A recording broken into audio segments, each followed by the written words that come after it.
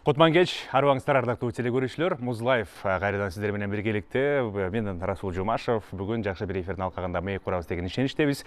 Студиябыздын алгачкы коногу Кыргызстанга белгилүү, легендарлуу инсан деп айтсам жаңылышпайм, композитор, продюсер, шоу чөйрөсүндө Кудай буйрса мына 50 жылдык юбилейди майрамдайын деп турган Кыргыз Республикасынын эл артисти Гүлшайыр Садыбакасова айым. Кош келдиңиз.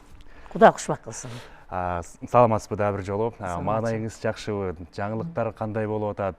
Бүгүн өзгөчө күндүн ысык аптабында эмне пландар менен жүрөсүз дегиле?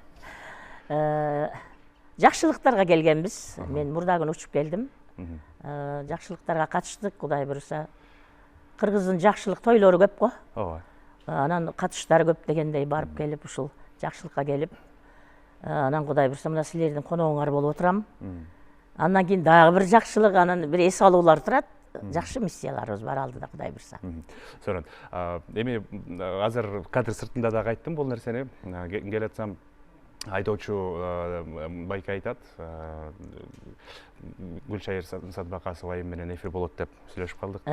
Кыргызстандын канцлери биздин дейт да. Атын унутуп аттым элем, Ангела Меркель деп. Анан Кыргыздын темир айымы ва даткалары. Маргарет Тэтчер. Маргарет Тэтчер экен. Анан эме даткаларга дагы салыштырмалуу мындай аябай мукамдуу, катуу мүнөз айымдардын бири дейт да.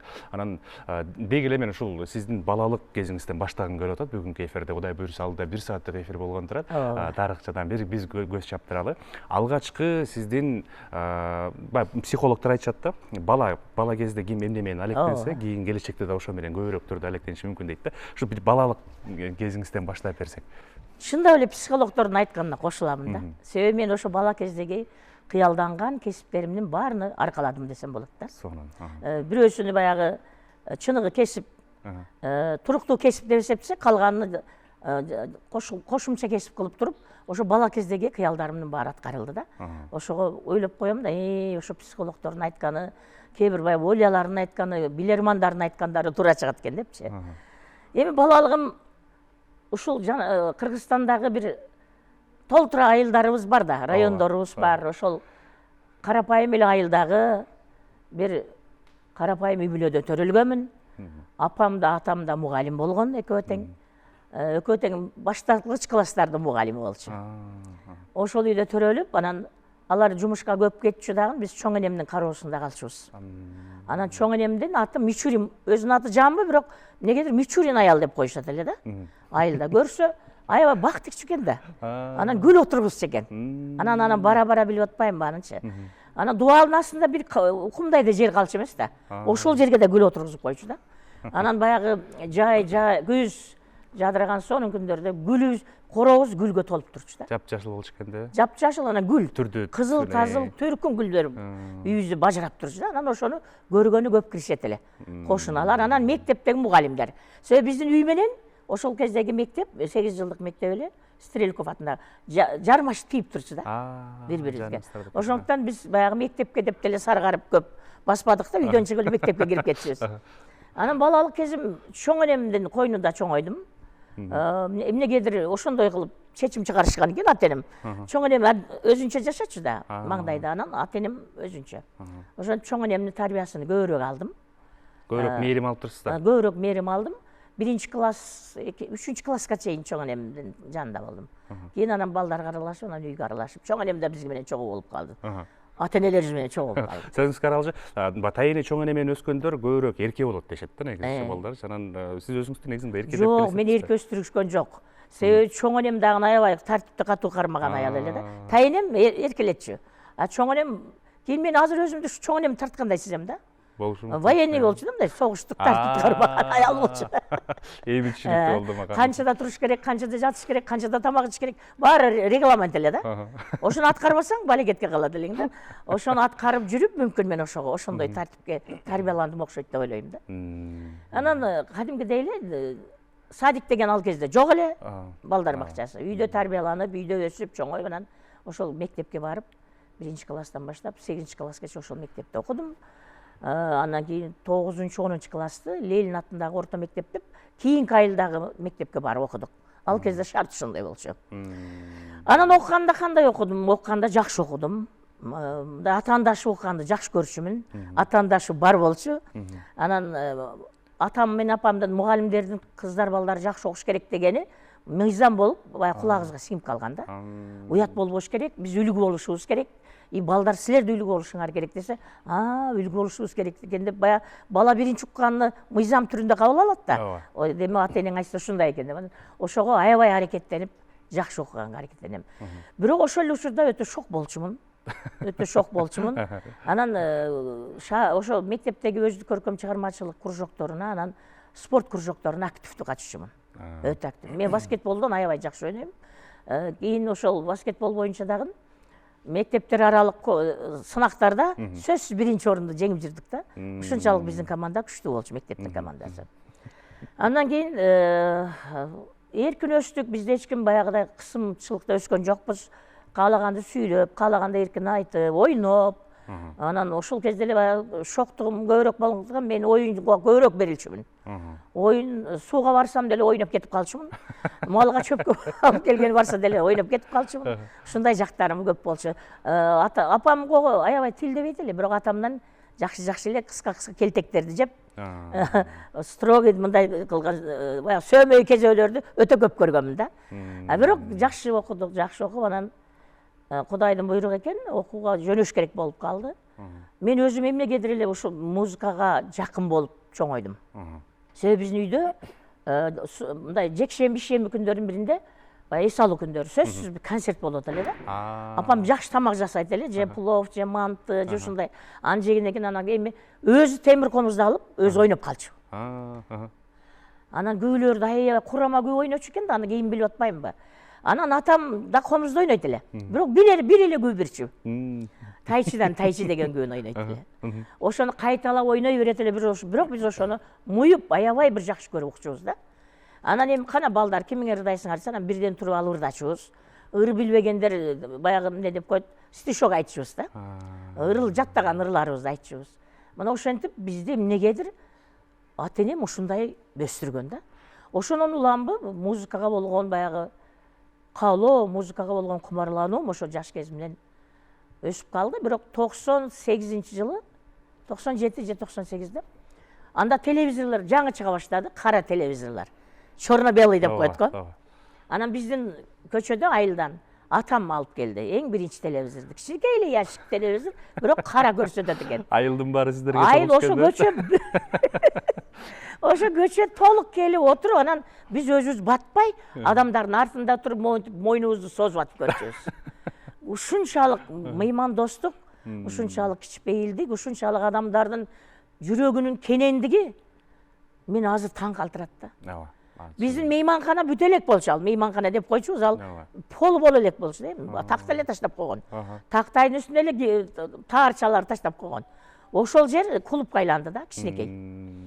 Кечинде жумуштан кийин элдин баары келип көрөт, мен да көрөм. Ошондон алгачкы жолу 80, по-моему, 68-67-жылда Чорок Кожом жарып жетектеген кыргыз эстрада ансамблі ошол телевидениядан чыгып калды, телевизордон. Ошолду көргөндөн баштап мен ошого тартылдым. Кудайдын куттуу күнү аларды күтөм. Чыкпай калса кадимкидей маанайым түшөт. Анан 1-2 номер менен чыгып калса тым эле чечекейим чеч болуп сүйүнөмүн. Мына ошентип жүрүп, анан сыртка чыгып алып, анан инилериме, сиңдилериме, аз эмес силерге концерт коем деп, тазиктерди коюп, чакаларды коюп, анан чөмүчтөрдү эмелерди алып чыгып алып, мен ударник эмнегедир тартылып, ошол эстрададагы ударник ойноп, анан тиги бир туугандарыма шыпыргыларды кармап, жипке байлап, гитара кылып, имитировать этип ойной баштадык. Пайдубал ошол жактан болду. Пайдубал ошол жактан болду да. Анан имитировать этебиз, анан ырдаганда жүйөм ырдайбыз. Беркилер жөн эле эме. Анан мен бул ударникте чык-чык деп үнүнү өзүм чыгарып турам десе. Мына ошентип ошо алгачкы баягы музыка дүйнөсүнө болгон менин калыптануум ошол эле кездерде башталган. Анан эми окууну бүтүп атканда 8-классты бүткөндө окууга кетишет эле ал кезде. Атам сурап калды, каяка окууга барасың? Барасыңбы деди, макул. Барсам барайын ата десем, кайсы окууга барасың деп атпайбы? Анан мен дароо эле айтып турдум, чач тарач окууга барам деп. Эмнеге экенин билбейм. Аны атам айтып калды. Ал кезде чач тараштарда аял киши жок эле. Биздин чөлкөмдө да. Анан чач тарач деген аял кишиден чач тарач болбойт. Кыздар чач тарач болбойт балам. Ага эркек балдар гана чач тарач болот. Сен башка кесипти танда, ал туура эмес тандап алдың деди анан.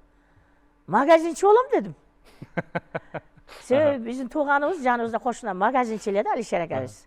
Анан анын үйүнө кирсең таттуулардын түрүн жеп чыгат элек да. Аны ойлогон окшойм да, таттууларды жеп жыргайм депчи. Анан десем, жок балам, сен магазинчи болбо, ошо Алишер акаңдын болгону жетишет. Сен башка кесипти танда, сен өзүңө ылайыктуу кесипти танда. Десе, дагы үчүнчүсү эмне деп атам десең, анда мен шофер болом дедим. Десем, атам аябай жини келди. Кайдагы нерселердин баарын айтасың? Аял киши шофер болбойт. Эркектер шофер болот. Аял киши мындай нерсеге жакын болбойт деди. Дебем, баламын да. Ошондо анда эч жака барбайм дедим. Ошону 9-10 окуп калбадымбы? 9-10 окуп бүткөндөн кийин атам менен апам сүйлөшүп коюшкан го. Мени бул жака Бишкекке окууга жөнөтүп атышты. Бирок университетке тапшырасың кыргыз тил факультетине, кыргыз тил адабият факультетине деп жөнөтүштү. Мугалимдике. Мугалим эле болосуң деп чечишиптир да. Анан ал баягы жүрөгүмө такыр жакын келбейт. Акиева көчөсүндө общагада жатабыз. Барып экзамендерди 2-4, 2-3кө тапшырдым. Анан 2-4, 2-3 менен конкурстан өтпөйт экен. Жыгылып калдым. Анан кийин макул деп, анан кийинки жылы дагы ошол факультетке жөнөтүштү. Жок, сен кыргыз тилчи мугалим болосуң деп. Анан кийин дагы келип, дагы өтпөй кеттим 2-3, 2-4 менен. Анан 3-үнчү жылы акыркы шанс менен жөнөтүштү. Атам болбой койду, барбайсың деди. Апам атамдан бекитип мени жашырып жөнөтүп ийди. Анан мен туптура эле Жемпетке, азыр Карабаев университети, анда кыз келдер пединстит эле. Ал жака келдим дагы музыка факультетине тапшырып алдым. Өзүңүз эле? Өзүм эле. Үйдөлөргө айтпайлы? Эч кимге айтпай туруп эле. Алдын ала ушул идея качан пайда болду негизи? Менин апам дагы ошо кыргыз тил жана адабиятка тапшырасың 3-чү жыл дегенде мен сразу ойлонуп койдум да, мындай дедим, мен деле өзүмдүн баягы жакшы көргөн эмеме тапшырып көрөйүнчү. Мүмкүн өтүп кетермин. Эми тиги жактан өтпөсүн билип атам да. Бирок ошондо 3 алгандар деле өтүп кеткен. Жалаң 3 алгандар кийин окуп жүрүштү да. Ошондо мен биринчи жолу жалган дүйнө бар экен, ошондо кичине мындай жаман териккенмин да. Мен өзүмдүн классташтарым өтүп кеткен. Көрсө баарынын баягы кичине тааныш билиш, анан акча бергендер болуптур да, мен билбесе кандай нерсе. Жемпетке тапшырып койдум, атама да, эми апама да айтпадым. Анан Асанкан Жумакапматов экзамен алуу комиссиясынын председатели экен. Ошол киши алды экзамендерибизди негизинен. Жалаң 5 менен мен өтүп кетпедим. Жалаң 5 деген баалар менен мен Арабаев университетинин музыка факультетине өтүп кеттим. Аябай сүйүнүп атасыз. Бирок үйдөгүлөр билбейт. Үйдөгүлөр билбейт. Мен шумдук сүйүнүп атам. Эң кызыгы келди. Эң кызыгы ошол. Анан айтпай окуй баштадым. Айта элексиз. Айта элек. Эч ким билбейт, үйдөгүлөр билбейт. Азыркыдай телефон жок да. Жана эле шыңгыраган телефон менен чалабыз. 1 жылда бир же жарым жылда бир сүйлөшөбүз да. Анан 6 айлык окуп бүтүп, кышкы экзамен сессияларды сонун тапшырып, анан үйгө кеттим, Ошко. Барып анан отуруп айта албайм десең, 1 жылдан кийин болду да? Жок, 6 айдан кийин. 6 айдан. Анан барып туруп, анан 3-чү күнү апама айттым. Апам сүйүндү. Апам кубанды. Максатыңа жетиптирсиң да. Мен деле ушул максатка жетпей калган элем, жакшы эле болуптур Гүлшайыр деди. Балам, эми жакшы оку. Уят кылбай деди. Кыялында бар болчу экен да. Апам өз жанагы музыкага жандуу ырдачу да. Жамактатып ырдачу, атам жамактап ырдачу. Ошо жамакчылык мага өткөн. Кээде оңдор ыр жазып калам го. Ошентип эми атама айтыш керек болуп атат да. Кантип айтыш керек? Экөөлөп айтабыз эми деп анан. Ошо бир 2-3 күн өткөндөн кийин анан ата мен бир немеңизди аткарбай койдум, тапшырмаңызды. Ошону айтайын деп анан айттым. Айтсам эле ордунан ыргып туруп эле аябай катуу сүйлөп мага. Биздин уругубузда артист болгон эмес, сен эмне андай нерсени баштадың дегенде, мындай эми көп сөз ал жердечи. Анан аябай угуп отурдум, анан ошо бойдон атам мага сүйлөбөй койду. Туруп чыгып кетти. Силкинип, баягы эмес силкип туруп чыгып кетти. Аябай мага жаман тийди. Анан ошо бойдон апамды карасам, ыйладым да, апамды карасам, апам эч нерсе эмес балам. атаң эми жазылат беркен болгоса. Ошо мен кеткен кече жазылган жок атам. Жазылган жок. Мен наразымын деп койду. Ошо наразымын деген сөз аябай мага катуу тийди. Анан кеттик 10 күн эс алдык да. Кеттим, анан барып уланты окуй бердим. Ошондо окуп жүрдүм, бирок атам такыр жазылбай, бир 2 жылдан кийин анан жазылды. Ушунча көп да? Көп. Мындай сүйлөп коет эле, бирок мурдагыдай сырдаш эмес да. Бирок ошондо анан окуп калдым. Анан мен мугалим болом келип, музыка мугалими деп бир музыка мугалим агайыбыз бар эле. Ошол агайдай болуп музыка мугалими болуп келем мектепке дедим. Десем, анан кичине жазылып калды. Ойлоп жүрүптүр да сахнага чыгып алып созулуп кызы бурнайт депчи. Ырчылык жөндөм болгондо ырдамакмын, анан андай жөндөм жок экен да менде. Ошентип жүрүп кыз келиндер педагогикалык институтун бүтүрүп, анан ал учурда бул жакта кыздар ансамблин түзүү идеялары көтөрүлүп Бишкекте. Союз боюнча ошондой мода болду. Себеби съездге барып келишти, съездде 2 кыздар ансамбли выступать этишиптир да. Бирөө московский девчата, бирөөсү Красная калина. Анан биздин 1-чи секретарь, 2-чи секретарь, 3-чү секретарлардын баары көрөбү? Ошол жерде эмне болсо ошол идеология деп ойлошот да. Ошону алып келет. Ар бир 15 республика. Анан биздикилер дагы келип, Усубалиев өзү төбөсүндө туруп, кыздар ансамблин түзгүлө дептир да. Анан Чоро Кожомжаров өзүнүн балдары менен келип, биздин ушу Жемпетке келип, Жемпет деп коет элек, анда кыздар, кыз келиндер институту. Ошол жерден анан кыздарды топтоп, таланттуу кыздарды топтоду, бир тобубузду. Бир 7-8 күн кастинг болду, азыркы сөзү менен айтканда. Ал кезде неме конкурс болду да. Анан мен дароо эле ударникке жазылдым да, эмне экенин билбейм, урмаспап деп жазылдым. Жазып койду да, гитара, соло гитара, ритм гитара, бас гитара, клавиша, 2 клавиша, соло клавиша, оркестр клавиша деп анан ударник, урмаспап деп жазып койду. Анан мен баары эле урмаспапка жазылдым. 40 кыз жазылды, 40 кыз. Ошондо ар бир аспапта жазылган кыздар баарыбыз анан 6 ай машыгуу болду. 6 ай машыгуудан кийин анан 2 эле кыз калдык ударникте. Аптап деген кыз алабыкалык, анан мен экөөбүз калдык. Анан экөөбүздү да конкурс кылды, конкурстан анан мен утуп кеттим. Мен бирөөңүздөр эле бирөөбүз калышыбыз керек экен да. Анан комиссия отурат да, ошо Чоро Кожомжаров агай баш болгон 4-5 балдар отурат, мугалимдер. Музыканттар, мен кийин билсем баардыгы ошо Чоронун балдары экен, музыканттар экен. Анан мен өтүп кеттим. Мен 2 чыгарманы ашыкча даярдап койгон элем да. Тиги берилген, аптап берилген эле 4 чыгарманы даярдаптыр да. Мен өз алдымча да 2 чыгарма даярдап койгом да. Атаандашыңыз күчтүү эле бирок? Күчтүү болчу. Ритм, слух, укмуш болуш керек да мындайдачы. Анан өз алдыңча даярданган чыгармаң барбы дейт экен да, аны билбейбиз да. Дегенде аптап жок деп калды да. Мен 2 чыгарма даярдап койгон элем, ооба меники бар деп ойно бергем да, ырдап. Анан мен өтүп кеттим да. Ошентип алгачкы Шоола аттуу кыздар ансамбли ушул биздин Жемпетте 74-жылы түзүлгөн. Ардак Чөйрөгөш, мен эфирде отурганда эле унутуп калдым, кино көргөндөй эле болуп атам, сөзүбүзгө аралжып. Бир мүмкүн болсо азыр улантабыз тарыхты, мени жаман көрбөй туруңуздар. Кыргыздын деги эле көчмөн элдердин сыйыныгы болгон, тарыхы болгон. Мен азыр угуп отуруп, бул жерде мен азыр масштабтуу деңгээлде айта турган болсом, көчмөндөр оюну Кудай буйруса алдыда бизди күтүп турат. Мына ошого тийиштүү бир чакан ролигибиз бар, аны көрөлү дагы, андан кийин маегибизди уланталы. Дүйнөлүк көчмөндөр оюндарындагы эң ийри мелдеш көчмөндөрдүн улуу күрөшү. Ал көчмөн элдердин бириктирилген бел кур күрөшү. Бел кур күрөшү эң байыркы күрөш түрлөрүнүн бири. Ал дүйнөнүн көптөгөн элдеринин маданиятында кездешет. Эки баатыр күч сынашып, эпчилдик жана чыдамкайлык боюнча атаандашкан күрөш тууралуу сүрөттөмөлөр көптөгөн элдердин байыркы китептеринде жана эпостарында кездешет. Көчмөндөрдүн улуу күрөшүнүн эрежелери өтө жөнөкөй, калыстардын кийлигишүүсү минималдуу деңгээлде. Күрөштө негизги бир гана талап бар. Жеңишке жетүү үчүн атаандашты жерге ыргытуу керек. Эч кандай упай же бал эсептелбейт. Ошондуктан бул мелдештер таза жана адилет кармаштарды өткөрүүгө, абсолюттук жеңүүчүнү аныктоого мүмкүндүк берет. Көчмөндөрдүн улуу күрөшү салмак категорияларына бөлүнбөй өткөрүлөт. Көчмөндөрдүн улуу күрөшүнө башка күрөш түрлөрүндө жеңишке жетишкен балбандар гана катышат. Алар мелдештерде өз элин, өлкөсүн жана өзүнүн күрөш түрүн көрсөтүшөт. Гүлшайыр Садыбакасованын өзүнүн өмүрлүк тарыхын улантып атабыз. Жан кошулгандар болсо арбаңыздар дагы бир жолу.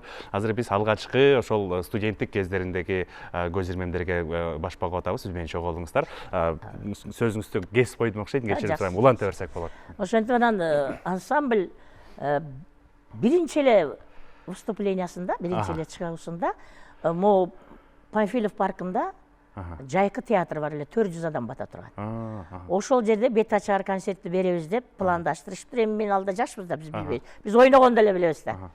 Анан келсек адам батпайт. Ошо 74-жылдагы окуяны айтып атам да. Анан баягы 400 адам толуп, сыртында да бир 400дөй адам турат десек. Анан бизди алып киришти, милициялар толтура, автобус менен келдик. Урмашбапта отурабыз, анан ушундай деп аябай сонун бизди предоставить этип, кыздар ансамбли дегенде дүркүрөтө кол чабыш, анан биз чыгып 4 чыгарма ойнодук да.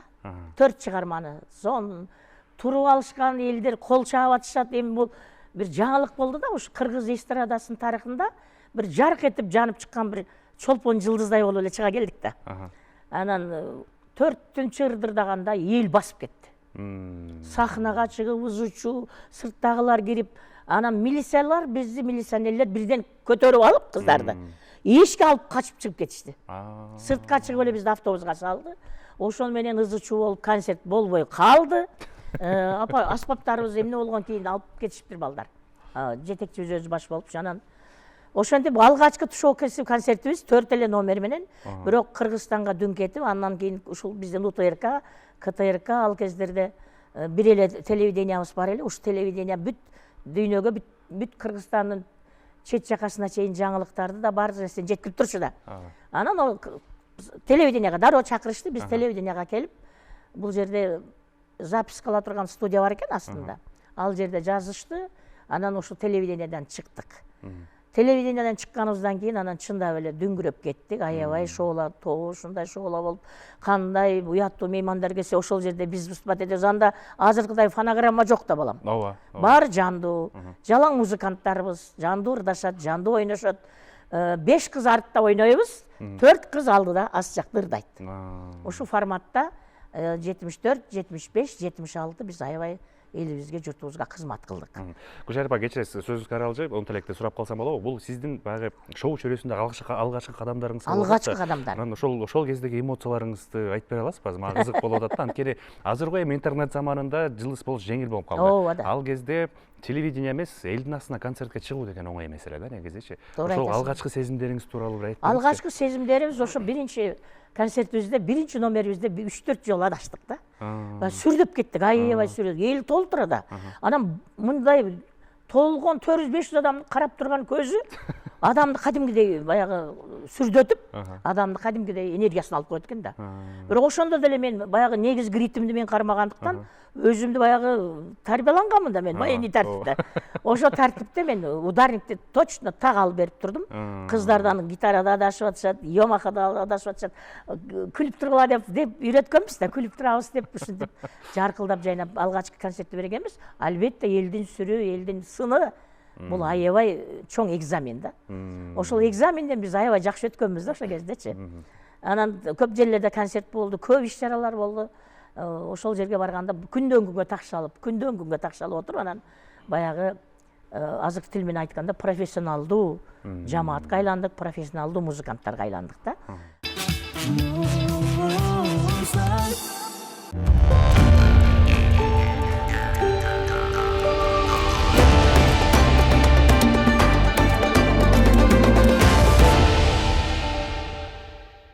Ала тоо жазы деген фестиваль өтчү. Ооба. Бүт Кыргызстан катышкан. Ошол 2 жол өттү, 2 жолу тең биз гран-при сыйлыгын алдык да. Анда гран-при дебейт эле, биринчи орун эле деп койду эле да. Андан кийин биздин атаандаштарыбыз тытынып жатып калбадыбы? Себеби ал кезде ансамбль мода эле, группа мода эле да, мындай ырчылар жок болчу. Биздин Кыргызстанда бир 500га жакын ансамбль түзүлгөн. Ошонун бир 100-120сы Бишкекте болчу. Ошол ансамбль, кыйын ансамбльде ойногон балдар, кыздар бар эле да. ошолордун баарын жеңип ар дайым байгелүү орундарга жетип турдук. Ал бизге дем шык берип турду. Ошентип анан окууну бүткөндөн кийин таркап кеттик. Анан эки кыз биз бас гитарада ойногон кыз экөөбүз эмеге кеттик. Ошко, педучилищага мугалим болуп. Барып калсак эле ошол жерде эле бир эжеке кирип биз менен таанышты. Айнагүл Сарыкова деген эжеке сонун ырдайт экен. Биз музыкадан мугалим болуп бардык да. Анан эртең күйөөм, жолдошум силерге жолугат. Силер бизге керек болуп атасыңар деп калды. Анан түшүнбөй калдык, эртеси күн жолуктук. Рахман Салмаматов деген ага экен. Кыздар ансамблин түзөм деп аракеттенип аттыр да. Анан кыздарды алыптыр, бирок кыздардын даярдыгы начар экен, өтө начар. Анан бизди угуп калат. Шоланы билет да. Ошо эки кыз педучилищага келиптир деп угуп, тиги эжекебиздин жолдошу турбайбы. Анан келди, жолуктук. Агай дагы өзү тарыхчы экен, тарых мугалими. Анан ударить ойнойт экен, Урмасбапта. Келип эле мени кучактап калды. Билбейбиз, тааныш эмеспиз. Ай, ударить экөөбүз эмебиз, баягы тёскабыз. Мен да ударить ойнойм деп эле. Анан ушинтип немеде Кыргыз драма театрынын бир залында машыгышат экен. Бизди алып кетти экөөбүздү сразу эле. Барсак. Кыздар эми баягы ноталарды эми үйрөнүп аттыр да. Гитараны деле эми үйрөнүп аттыр. Бир гана кыз, Жаркынай Апышева деген кыз, музыкаль школаны бүткөн экен. Клавишаны аябай сонун ойнойт экен. Биз эми музыкантпыз да, билебиз да, деп койдук. Калганы даяр эмес экен. Анан силерди билебиз деп бизди аябай делгиртип койду да. Мактаса адам жаш кезде эки канатың менен учуп кетесиң го. Экөөбүз да учуп алганбыз канаттарыбыз менен. Анан жакшы баягы ойной аласыңар дароо деди. Анан ойнойбуз дедик. Анан ошо Женя деген кызыбыз, Жаркынай деп коет, Женя деп коет экен. Жаркынай, сен миң кыялды ойнобойсуңбу? Чоң ойноп көргүлө деди. Ошол жерде азыркы театрдын ошол кездеги жаш актерлору, андан кийин мыкты баягы легендага айланган агайларыбыз, эжелерибизден бир экөө бар экен. Дүйшөнбай Төбөтов дагы бир агайыбыз, 3-4 бар экен да. Алар да ошол ойношот экен. Эстрадный топ экен, жигиттерден. Анан макул дедик, биз тартынбай калганбыз да, бышып калганбыз деген. Анан мен счетту бердим, кандай десем ритмди көрсөтүп берди, кандай кайсы жерлерде кандай өзгөчөлүктөр бар десем агай мындай көрсөтүп берди. Анан үчөөбүз ойноп койдук да. Үчөөбүз тарсылдатып ойноп туруп аягында бүткөндө кода менен кодасын аябай сонун кылып бүткөрсөм, мен көтөрүп кетишпедиби? Ай, күкүш, ай. Ушу силер керексиңер бизге, силер болбосоңор болбойт деп. Анан мени ошо 76-жылы музыкалык жетекчи кылып, анан ушу топко алды. Анан кийин ошол топто жүрүп, анан ал топко ат коебуз деп, кийин Кыз Бурак деген ат коюлду. Ошо биз иштеген педучилищага кастинг жарыяладык да, ким жакшы ат коет деп. Көп аттар коюлду, ошонун ичинен Перизатты алдык, дагы бир экөөнү, жок анан Кыз Бурак жагы, анан Кыз Бурак деген атты коюп, алгачкы пахта планы толуп, Усубалиев барды, биздин баягы биринчи секретарь. Ошо бүт чоңдор барып, анан драма театрда чоң концерт болду. Ошо залкаллардын арасында Болуш Мадазимов, Рыспай Абдыкадыров, Токон Эшбаев, Шахра Талипова, булар бүт жаш, кичираган мезгилдери, бирок дүңгүрөп турган мезгилдери да баягы. Анан ошолордун арасында биздин 5 номер концертибиз кошулду да. Ошентип анан алгачкы ошо пахта теримдин толушу концертинде биз өзүбүздүн 5 номерибизди тартууладык. Эң алгач биринчи Миң кыял менен баштадык. Миң кыял менен баштап, Миң кыялды бүтүргөнүбүздө эле Усубалиев ордунан туруп эле кол чаап ийди. 6-шы бар экен, ошол өмүр бою эсимде калды да. Анан ошентип биз ошол биринчи эле 5 номерибиз менен шоубуз кечилди. Ошентип анан Кыз Бурак болуп жашап, Кыз Бурак болуп өнүгүп, Кыз Бурак болуп иштеп, 50 жыл мына 76-жыл болсо мына быйыл 50 жыл деп атабыз, бирок эмки жылы майрамдайбыз деп турабыз. 50 жылдан бери кыргыз элине чалыкпастан, талбастан кызмат кылып келдик. Браво. Сонун эми буга чейинки берген интервьюларыңыздар негизи угуп жүрөбүз бул немелерди, тарыхтарды, бирок мага азыр дагы башка бир ракурстардан жаңы Сага жаңылыктар көп болду. ооба, мен уга элек жаңылыктар дагы аябай көп болду. Анан ардактуу эле көрүүчүлөр, алдыда көчмөндөр оюна тиешелүү 9 коргоол боюнча чакан видео ролигибиз бар, ошону көрөлү дагы, андан кийин маегибизди уланталы. 9 коргоол кыргыз элинин байыркы, логикалык жана математикалык жөндөмдү өстүрүүчү улуттук интеллектуалдык оюну. Ал 18 уячалуу тактайда 162 коргоол менен ойнотулат. Максаты атаандашынан көп коргоол топтоо. Оюн стратегиялык ой жүгүртүүнү талап кылат жана учурда мектеп программасына киргизилген. Оюндун негизги өзгөчөлүктөрү: эки оюнчунун ар биринде 9дан уяча жана 1ден казан болот. Башында ар бир уяга 9дан коргоол салынып, жалпы 162 коргоол колдонулат. Максаты атаандашынын коргоолдорун өз казанына көп чогултуу. Жеңиш үчүн 82 же андан көп коргоол топтоо зарыл. Жүрүш жасоо: оюнчулар кезектешип, өз уясындагы коргоолдорду оң тарапты көздөй бирден таштап жүрүшөт. Эгер акыркы коргоол атаандашынын уясына түшүп, ал жердеги коргоолдордун саны жуп болсо, ал коргоолдор утуп алган оюнчунун казанына түшөт.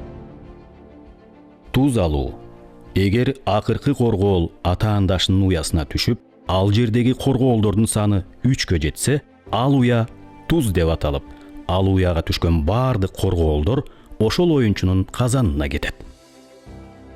Жеңүүчүнү аныктоо: 82 же андан көп коргоол топтогон тарап жеңүүчү болот. 81 коргоолдон болсо, оюн тең чыгуу менен аяктайт. Берген интервьюңузда 90-жылдары бир кыз бурактагы татаал мезгилдер тууралуу айтып бергенсиз. Ошондагы бир кыска нуска жаңыртып бербейсиз? Мен билгенден сиз баягы бир нече автоунааңызды саткансыз. Ооба. Ошол кезде кыйынчылыктар эмнелер башталды, эмне болду? Эми 90-жылдар жалпы кыргыз элине, жалпы 15 республикага катуу удар деп койсок болот да, катуу бир неме келди да, апат келди. Себеби Союздан бөлүнүп кеттик дагы, өз алдынча өлкө бололу десек, же жээрге тамагыбыз жок, же ичерге ашыбыз жок, кийгенге кийимибиз жок бойдон өтүп кетиптирбиз да. Ооба. Анан ошол кыйын мезгил 90-жылдан 95-96-га чейин аябай апат жылдар болду, кыйынчылык болду. Чынын айтсам, нан таппай калган мезгилдер болду калкыбыздачы. Ошол кезде жакшы биздин аялдар баягы клетка сумкаларды көтөрүп туруп базарга чыгып кетишти баарычы, аялдарыбыз эркектерге караганда. Бала чаканы бакпасак болбойт деп, бул жагы Казакстанга чейин, бул жагы Өзбекстан, бул жагы Тажикстан, кийинчерээк анан тиги Россияга барышты. Ага чейин ушул жака белибиздеги өлкөлөрдө жашап, иштешип, кыйынчылыкты көрүшүп. Ошол мезгилде шоу дүйнөсүндө дагы өтө кыйынчылык болду. Көптөгөн ансамблдер, көптөгөн ырчылар ошол кезде жок болуп кетти. Себеби азыр кара курсактын эле айы керек болуп калган ал мезгилде. Анан эми мен баягы чында жаштайымда эле баягы базарга аралашып, коробуздагы майда жер жемиштер болобу, кандай баягы бышкан нерселер болосун, ошолордун баарын сатып жүрүп, мен базар экономикасына эрте эле аралашып алган экем. Кандай акча табыш керек, аны канчага бөлүш керек, канчасын каяка иштетиш керек, билип жаттап бүткөнмүн да. Анан мен дароо эле бизнеске кирип кеттим. Бизнеске кирдим. Хлопковый масло, ак май деп коебуз го. Хлопковый пахта майын Өзбекстандан алып чыгып саттык. Бензин алып чыгып саттык. Моюнга алышыбыз керек. Баягы пастелдик белье деп коет го. Аларды алып чыгып саттык. Анан айлыкка бизге ошол жибек комбинатынан материалдарды эле берчү да, рулон.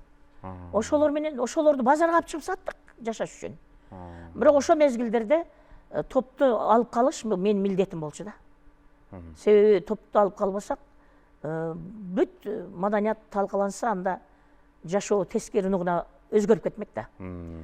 Ошону ойлонуп туруп, анан чынын айтайынбы, кыздарым жакшы билет, акыркы шаке кимече саткам. Билишет кыздар. акыркы шакеге мен сатканмын. Анан өзүм минип жүргөн машинаны сатышка туура келген. Мен Ошто алгачкы машина минген аялдардын биримин да. Алгачкысы мен эле десем да болот. Ошол кезде кыз бурактын тобунда кимдер эле? Ошол кезде кыз бурактын тобунда Тамара Ураимова жана башка кыздар болчу да. Сейит Бурханова, Чынара, Севара деген кыздарым, ана Баякыбалар жанагы скрипачка, Аида Баякыбалар ошолор болчу. Ошо топ болчу да. Эмне үчүн саттыңыз анын баарын? Себеби сатпасаң ырды ким жазат? Ырды жаздырганга акча керек. Анда клип деген жок болчу, бирок баары телевиденияга чыгып, бир көчөдө деле тартып койчу да, ролик кылып. Аны тарттырбасаң дагы болбойт. Ыр жазбасаң өнүкпөйсүң да, жок да. Анан кыз бурактын дагы бир өзгөчөлүгү, буларга форма тигиш керек.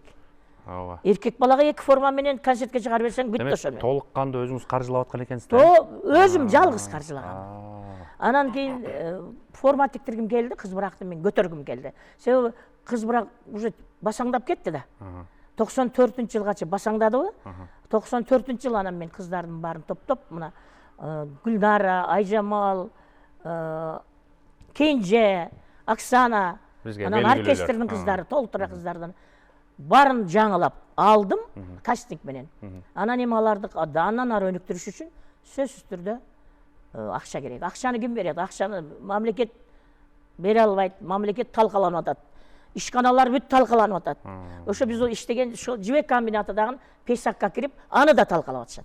Элестетсең, жөн эле турган мекемелерди, завод фабрикаларды талкалап салышты да. Муну азыр жеке менчикке алып алышты, жыргап атышат.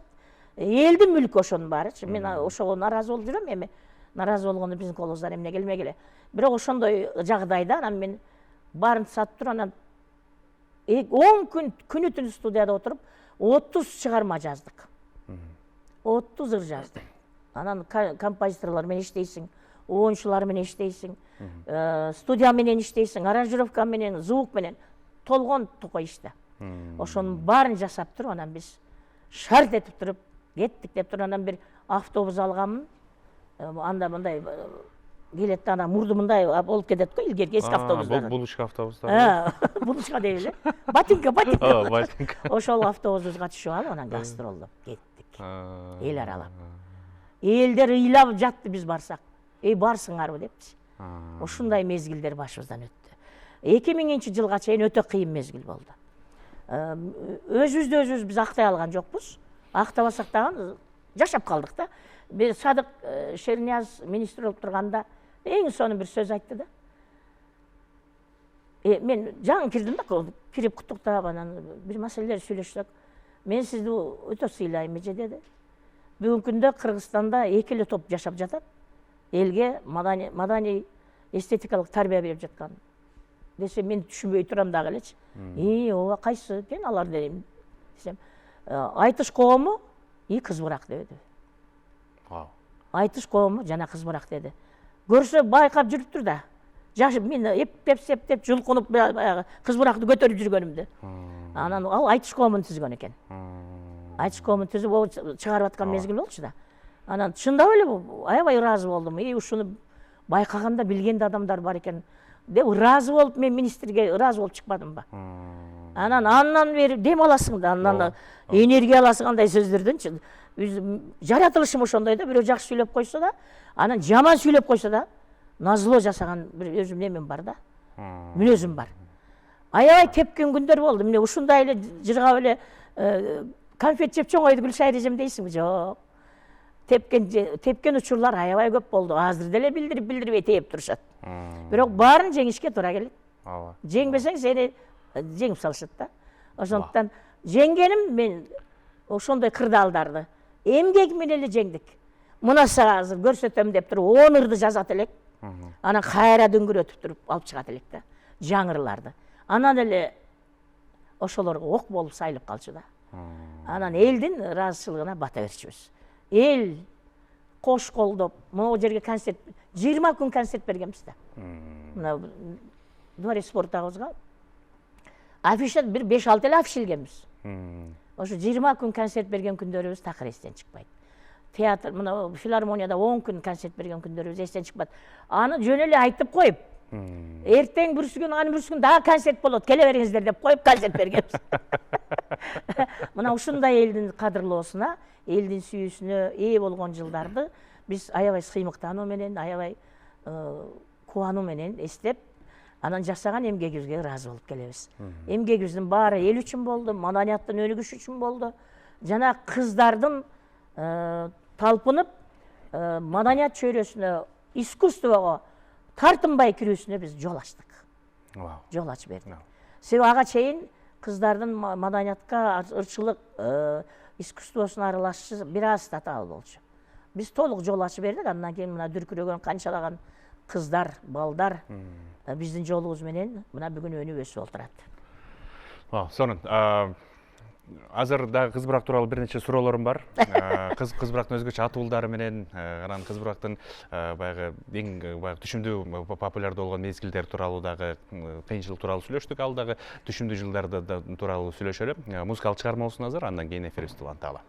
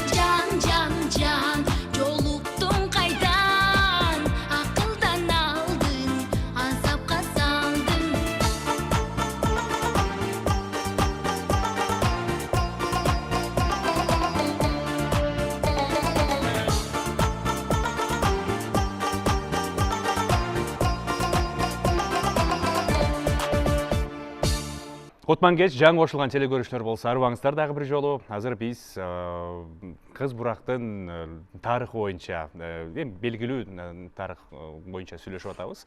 Жаңы кошулгандар болсо дагы бир жолу Кутман кеч кош келдиңиздер. Маегибизди уланталы. Гүлшайыр апа, Кыз Бурак жөнүндө сүйлөшүп аттык, татаал мезгилдери тууралуу. Сиздин азыр сиз жооп берип атсаңыз, мага мындай бир ой келди. Сиздин курбанчылыгыңыздын артынан ушул Кыз Бурак боюнча калып калган да. Мен жеке оюм бул. Анан эми албетте курбанчылыктын артында көптөгөн пайда, түшүм болот да. Анан сиздин оюңуз боюнча бул 20-кылымга чейинки же 20-кылымдагы, айтор ошо Кыз Бурактын тарыхындагы эң түшүмдүү, популярдуу мезгилдер кайсыл жылдар болду? Эмнеден улам ошондой жылдар болду? Эми кандай гана тармак болбосун, дүңгүрөп өнүп бир деңгээлде кармалбайт да.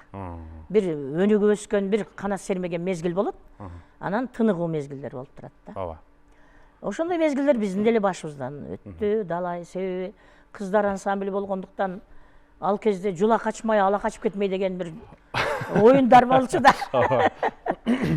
Жаркылдатып, жайнатып, гитараларды үйрөтүп, баарын ырдатып, сахнага даярдап койсоң эле бир кызыңды бир күн таппай каласың го чиркин. Анан издеп калабыз да, каякта эле анан кандай эле деп анан айт, мен билбей калган күндөр болот. Мен байкап жүргөн мезгилдер болот. Анан байкабай калган мезгилдерде анан бирден кыздар чакырып алып анан сурак алам да. Ай, кайсы жигит менен кандай болуп жүрдү эле? Эмне болду эле? Кандай болду эле деп ошондо отуруп анан таап аласың да барыбыр. Ошентип бир нече таланттуу кыздар, калп айтпайын, 150-ге жакын таланттуу кыздарды алып качып кеткен. Жашоо ушундай. Бирок ага эч качан мен мындай катуу каршылык көрсөткөн эмесмин. Бир да кызымды мен алып кетип калбадым. Бардыгы барган жеринде, түшкөн жеринде бактылуу болуп, очор бачар болуп, неберелердин азыр тоюнда жүрөм бүгүнкү күндөчү. Балдар кыздарымдын эмес, уже неберелердин тоюнда жүрөм. Мына ошондуктан турмуш курууну мен биринчи орунга койгонмун. Демек ошол кезде ошондой мыйзам болсо деле, ошондой. Бирок ошо барган кыздарымдын 98% үй бүлөсү менен жашап, бактылуу болуп, бала чакалуу болуп, кыргыздын тукумун көбөйтүп, алардын ичинен дагы мыкты музыканттарды өстүрүп, тарбиялаганы бул менин чоң бакытымдын бири деп эсептейм да балам. Анан албетте ыйлаган күндөрүм көп болгон, себеби кыздарды үйрөтүш өтө кыйын болчу. Анан даяр кыздар жок, өзүң билесиң да. Айылдан келген кыздар, шаардын кыздары такыр келбейт. Мындай оор жумушка, себеби гитараны үйрөнүш үчүн могу манжалардын баары канайт. Анан кайра катат, анан гитара ойнойсуң. Клавишада дагы музыкалды бүтүш керек, анан көгөрүп репетицияда отуруш керек. Шаардын кыздары ага чыдабайт. Баягы эле айылдан келген, айылдын кыздары көтөрүмдүү, күчтүү, айткандай аткарат, дегенде аткарып, ушул Кыз Бурактын учугун улантып келди. Анан баягы бир 3 мезгил, 4 мезгил көккө серпилген мезгили болду Кыз Бурактын деп айтсам болот. Бул биринчи состав. Биринчи түзүлгөн биз. Бул укмуш болду. 82 жылга чейин, 80 жылга чейин, 76-тан бул пик болду да. Пик болду. Андан кийин 85 жылдан, андан кийин тыныгуу болду. Жана келген кыздарымдын көбү ошо алып качуу процесстери ушул мезгилде болду да. Ушу 85-ке чейин алып келем, бирөөсүн даярдайм, даяр кылып койсом эле экинчисин алып кетип калат. Ушундай бир мезгил болду да мен үчүн, аябай баягы жүрөк кейиткен учурлар болду да. Анан 85-тен 90-га чейин, 88-ге чейин. Бул кез баягы Гүлмира Эргешева, Касиет Артыкова, Канымгүл Акрамова, Минавар Матиева деген кыздарым чыккан мезгил. Түбетейка, чайхана, дагы кайсы тынчтык керек. Ушундай көбүлдөгөн бир ырлар чыгып кетти го, аябай көп ырлар. Айылыма, туулган айылым деген сонун ырлар. Ушундай, ушу кыздар дүңгүрөт жатып калышты. Даже 85 дебейин, 83-төн баштап. 83-төн баштап. Ушул мезгил, буларды мен 2 жыл даярдадым да, анан ушул мезгил аябай бир пик болду. Аябай пик болду. Андан кийин дагы кыздар алмашты, күйөөгө кетишти. Эми Союз да тарап кетти анда. түбөлүк кармап кала албайт экенсиң да. Эркек балдар ойной берет үйлөнсө деле да. А кыздарда алмашуу процесс өтө көп болду да мендечи. Анан дагы кыздарды алдым. Ал кыздарым ошол жанагы Тамара Ураимова деген, Сейит Бурханова, Чынара деген кыздарым, булар да жакшы чыгышты, Баякова, мынау кыздарым жакшы чыкты, бирок бийик деңгээлге серпиле албай койдук. Себеби уже жанагы өткөл мезгил башталды. 89-дан баштап 90-га уже баягы мамлекеттерибиздин арасында бөлүнө баштабадык басистерден. Ошол мезгилге туш келип калдыган бул кыздар дагы ошол экономикалык жана саясий чөйрөнүн таасиринен биз көдөк серпиле албай койдук да. Бирок ошого карабастан Манас Минге барып, ошол жерде өзүбүздүн эмебизди көрсөтүп келдик, аябай сонун выступление болуп, өзүбүздүн талантыбызды көрсөтүп келгенге жетиштик. Андан кийин ошо 1994-жылда ошондо дагы мен кимдир бирөөлөргө аябай өчөшкөнмүн. Мен аябай ошол мезгилде тебелеп депсегенге аракет кылышкан. Эми андай мезгилдер көп болот. А мен шашпагыла, мен еще раз көрсөтөм деп тур, анан жанакы кыздарды бүт кастинг жасап туруп алып, музучилищадан алдым, педучилищадан алдым. Бүт жөн эле талаада бараткан, жөнөкөй эле бараткан кызды деле көңүлүңө жагып калса токтотуп туруп, мен сени кыз быра калам, кел деп алган күндөрүм да болду да. Узун бас-гитарист кыздымды бирөөсүнү. Себеби узун арттагы кыздарым узун болот эле да, астагы кыздар кыскараак болот эле да, арттагы кыздар 170 болот эле да. Ошо 170 кызды мен сырттан эле бир бараткан кызды алып келип, шаардык кызды койгонмун да. Кинодогу сценарийлер жашоодо да бар экен да анда. Бар. Ошентип анан ошол кийинки муун аябай популярный болду. Ал муунду мен даярдап келдим. 94-төн биз 2000гече даярдандык. 99-га чейин даярдоо процесси болду. Ошол машинамды саткан мезгил ошол мезгил. Себеби ошентип көтөрбөсөм болбой калгандыгына байланыштуу. Ошентип мен машинаны сатып туруп, ошого бүт ырларды жаздырып, бүт формаларды тиктирип туруп, бүтүндөй керектүү нерселердин баарын жасатып, андан сырткары аппаратура алдым. Музыкалык техникаларды жаңалап турчубуз да. Кыскасы ошону менен анан биз автобуска түшүп алып, анан Кыргызстанды айланып да чыгып кеттик да. Булдорду мен көрүп калдым. Көрүп калдың. Дүң еттиңиздер аябай чоң. Анан азыр элестете албай атам, Союз учурундагы популярдуулугуңуздар анда мындан да чоңураак болсо керек деп атам. Өтө чоң болгон, анда ошондой болгон. Анан ошо 99-дан 2000 дейли, 2000 концерт койдук да берге биз. Ошондо Дүңгүрөтө концертти койдук. Анда дагы эч ким каржылаган жок. Эч ким бизди каржылаган жок. Өзүмдүн гана баягы тапкан ташыгандарым менен концерттерди койдук. Себеби концерт коюштун алдында өзүнчө расход болот. Концерт учурунда өзүнчө чыгым болот, чыгым дейли.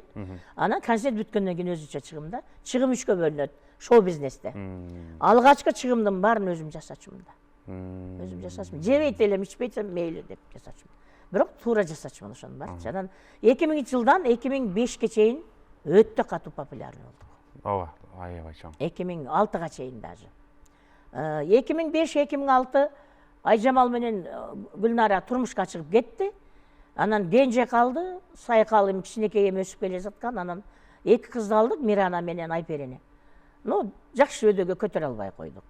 Орто саарда туруп калдык да. Эми бул да Кудайдын деген айтканы менен болот экен да. Канча аракет кылсак деле ошол орто саарда турдук. Бирок баягыдай дүңүрөп жан албадык. Ошондо статистика боюнча азыр айтымыңызга караганда 5 жылдан 10 жылга чейинки бир алмашып турат экен да, кыз брак немеси. Жок, 2 жылда алмашып турат. Жок, баягы немесин айтып атам, тыныгуу анан көтөрүлгөн эмеси, ошондой болот экен. Болду. Болна, мындай. Ошондо азыр жаңы толкун келаптыр да анда, Кудай буйруса анда, азыр. Буйруса. Жагы. Айттырбай турсаң болайм мындай нерселерди. Гүлшайыр апай, эми биз 1 саат сүйлөшүп коюп турбуз. Ооба, сүйлөшүп койдук. Убакыт дагы аябай тыгыз болуп атат. Анан мен дагы бир нече суроолор бергим келип атат, бирок тилекке каршы эфирди жыйынтыкташыбыз керек. Анан мындай деп мүмкүн болсо сураналы, жаңы сезон менен Кудай буйруса биз бенд алып келели.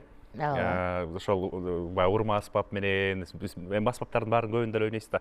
Ошолор менен ойноп, ушул тарыхты дагы бир аз улантсак, мага аябай жакты, теле көрүүчүлөр дагы сонун бир ностальгия болуш керек азыр ушул эфирди көрүп отуруп. Анан кийинки эфир менен дагы бир толук кандуу жыйынтыктап койсок болчудай экен. Анткени баягы жетпей калды бир аз. Ой, баягы миң бир түндөй болуп кетти.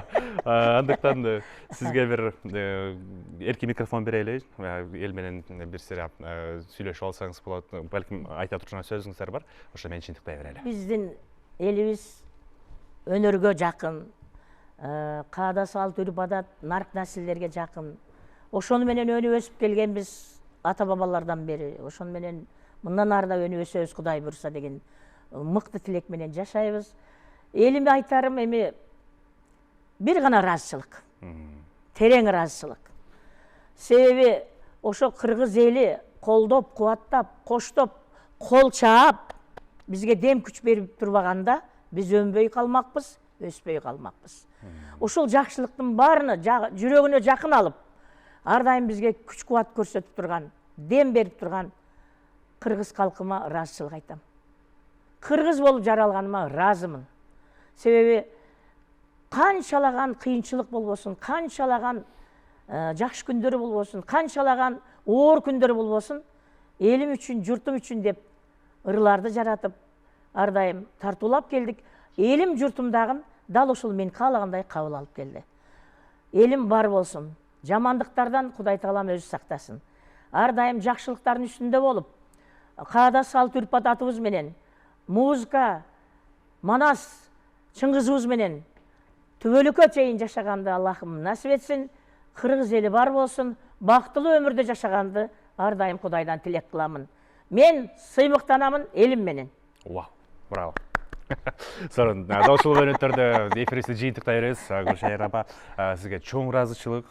Кийинки эфирлерден амандашканга чейин ийгиликтерди күтөбүз. Рахмат. Жакшы күндөр болсун. Рахмат сага дагы. Рахмат. Жакшы алып бардың. Өтө молодцы. Кыздар балдарга да рахмат силерге. Кино көргөндөй эле отурдук окшойт азыр. Дал ушул өнөттөрдө сиздер менен коштошобуз, ардактуу теле көрүүчүлөр. Кийинки эфирлерден амандашканга чейин сак саламатта туруңуздар.